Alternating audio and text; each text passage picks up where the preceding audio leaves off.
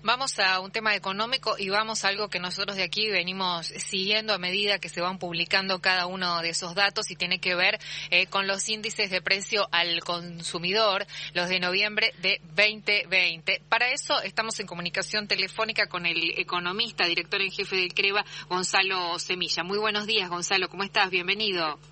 Bueno, bienvenido, muchas gracias por la bienvenida. Un gusto también charlar siempre con ustedes todos los principios de cada mes.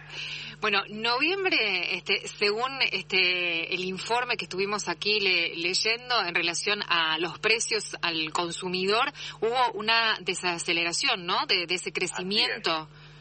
Sí, mira, lo que podemos observar, yo justo ahora que estoy hablando con ustedes estoy enfrente de la pantalla y tengo 4 gráficos interesantes, quizás como para ir dando un panorama sobre lo que puede llegar a ser el cierre fin de año. Claro. En cuanto al tema inflacionario, y lo primero que yo les diría es que la inflación interanual, que sería de noviembre del año pasado a noviembre de este año, ha ido descendiendo de manera, digamos, consecutiva desde el pico que alcanzamos a fin del año pasado, el 56%. Desde ahí siempre descendió y hoy la inflación interanual es del 32%.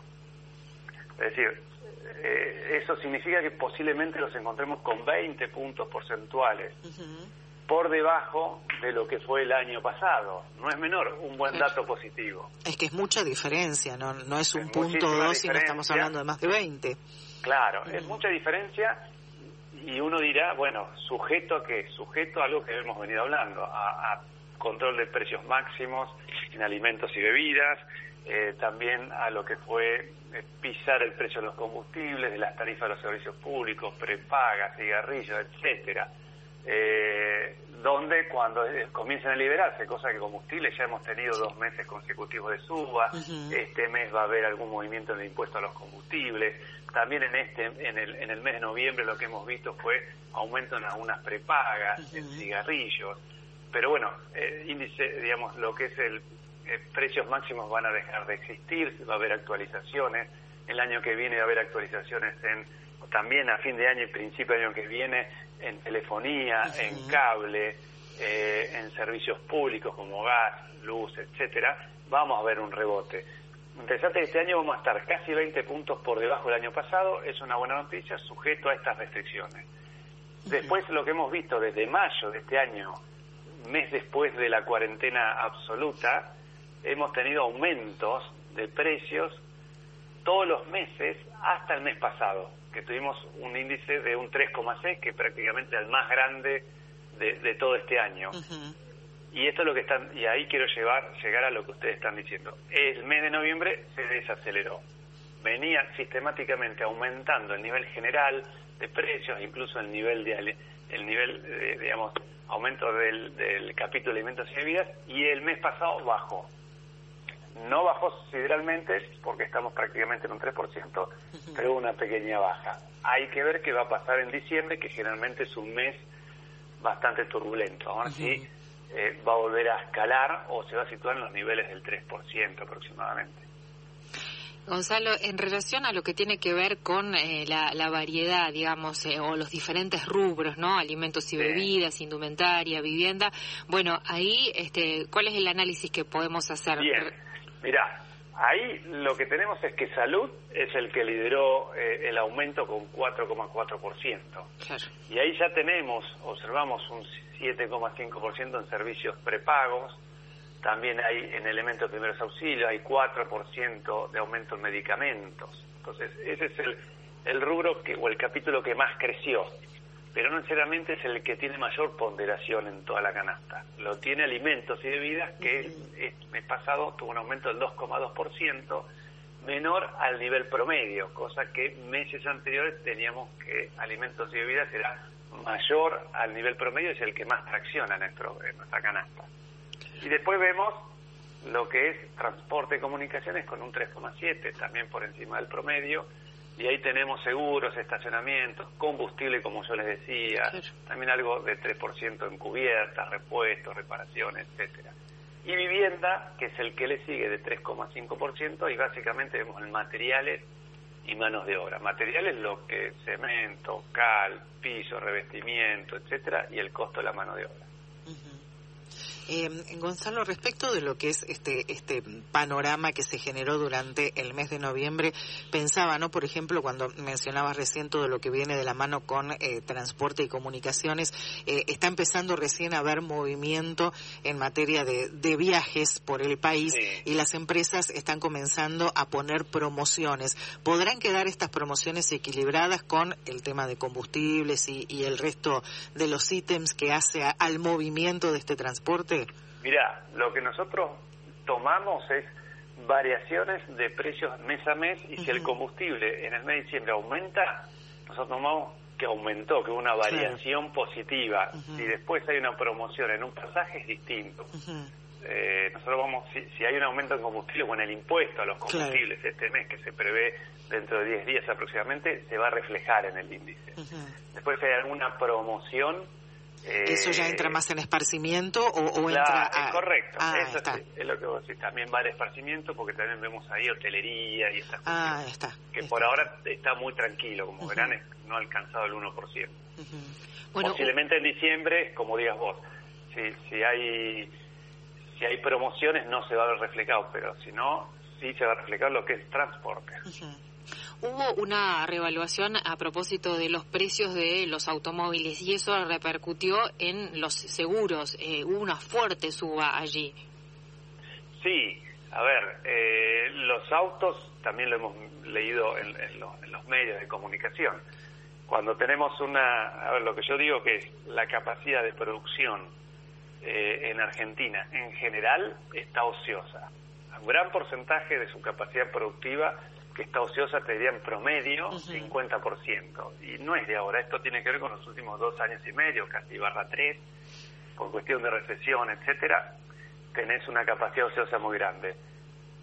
El virus todavía lo tenemos, está circulando entre nosotros. Entonces las empresas, ya que venían golpeadas de hace un par de años, con esto de la pandemia, hay rotación, hay turnos rotativos, hay gente que trabaja una semana y después no trabaja, y trabaja a la mitad, no solo por esto, sino también por cuestiones que no pueden solventar a toda la mano de obra. Entonces la oferta, concretamente la oferta es menor.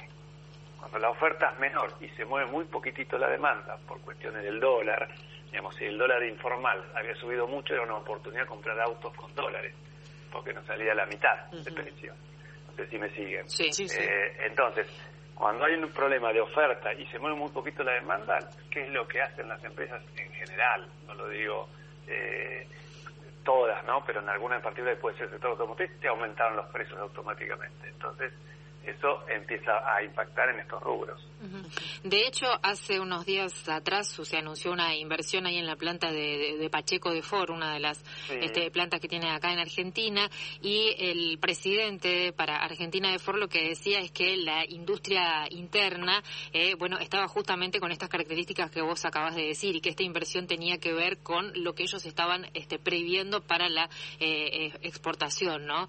Pero no para la industria interna, porque estaba amesetada. Creo que había dicho algo de 370 unidades, cuando ellos consideraban que el promedio, lo mejor sería casi el doble, unas 700. Sí, evidentemente ha caído muchísimo la producción de autos y la venta en el mercado nacional. Y nosotros tenemos una buena participación de nuestra producción en el mercado exterior, básicamente Brasil. ¿No? Claro. Si Brasil anda muy bien, nuestra industria va a andar bien. Y lo que está claro es que necesitamos una fuerte política exportadora de todo lo que producimos en Argentina, sea de poco valor agregado o de alto valor agregado, sea los commodities famosos o como lo que es conocimiento y servicios. Necesitamos fuerte política para generar riqueza genuina, dólares. Necesitamos dólares para poder bancar todas nuestras deudas. Y el mercado interno está todavía muy golpeado. Sí. Y la inversión, esto que vos decís, tiene que ver, si aumenta la demanda interna, aunque no sea muy abrupta, pero hay un pequeño ajuste hacia arriba, y el mercado extranjero te está pidiendo que lo abastezcas, viene muy bien esta inversión que vos mencionás, independientemente de que hay capacidad instalada ociosa y que uno podría empezar a producir sin necesidad de invertir en otras plantas. Claro. Gonzalo, hablábamos recién del tema del dólar, ¿no? Y hasta el mes pasado o hasta octubre el dólar venía, al menos el dólar paralelo, ¿no? Que es el que muchas veces el mercado elige o toma como referencia, tuvo una alza pronunciadísima, llegó casi a los 200 pesos, bajó durante el transcurso del mes pasado y ahora se encuentra en valores más parecidos al dólar oficial, ¿no? Pero el tema es que todo lo que aumentó mientras iba la escalada del dólar, creo que me parece que no se retrajo, ¿no? No. Eso nunca pasa. No, en general, a ver, cuando uno estudia economía, una de las tantas cosas que lee en la carrera es que los precios son inflexibles a la baja. En cambio, los salarios no. Es decir, para que los precios bajaran debiera ser una catástrofe, no una recesión, sino una depresión, que se le llama, que a veces sucede cuando hay guerras o cuando, digamos, el conflicto económico es mucho más grave que a pesar de que es grave, porque tener 40% pobreza o 18 millones de pobres, con una informalidad muy grande y con una caída de la actividad económica que va a ser de alrededor del no menos del 10% en el año, uno podría pensar, bueno, ¿cuándo bajan los precios? Claro. Y no ocurre. Lo que subió no se ajusta a la baja. Claro. Es decir, hay pequeños movimientos a la suba y desaparecen las listas de precios y comienza a haber desabastecimiento. Después se acomodan un poco. El tema es que los inflan, pero después nunca se desinflan. Y queda esa como base.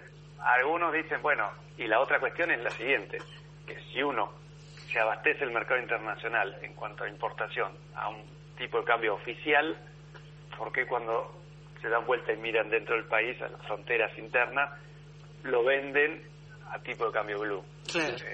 Entonces eso, bueno, hay siempre argumentos, pero a veces a favor y otras no, porque yo no entendería por qué si vos compras a 85 pesos te das vuelta y lo vendés a 160, claro, al doble.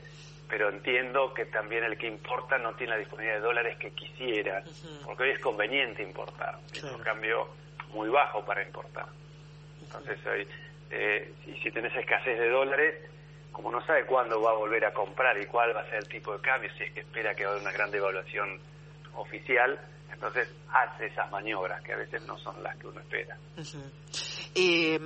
Recién está empezando diciembre, ¿no? Y es un mes muy especial y dentro de un año muy especial, pero de acuerdo al relevamiento que ustedes vienen haciendo, se ha percibido una baja ya sobre el final del mes de noviembre.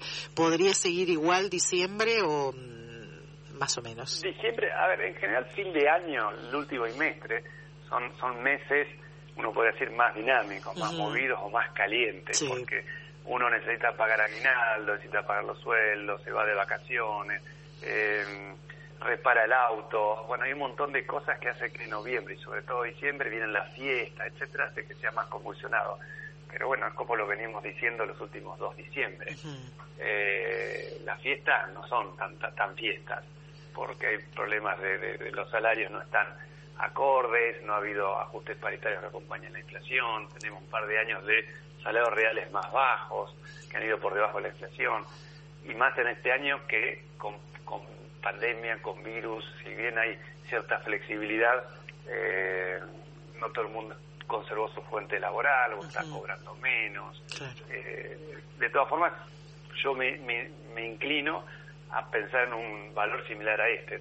Puede ser 2,9, 3, 3,5 posiblemente, si hay algún otro ajuste tarifario durante diciembre.